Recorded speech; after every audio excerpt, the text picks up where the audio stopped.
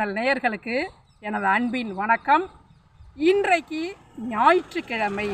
ஞாயிற்றுக்கிழமைகளில் பொதுவாகவே நம்ம என்ன செய்யணும்னா, நம்ம குலதெய்வத்தை மனதால் நினைப்பதும் குலதெய்வ கோவிலுக்கு செல்வதற்கும் உரிய உகந்த நாள்.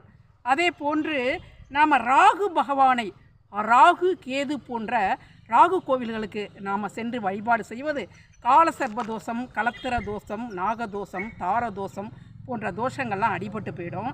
அந்த 4 to 6 ஞாயிற்றுக்கிழமைகளில் ராகு காலம்.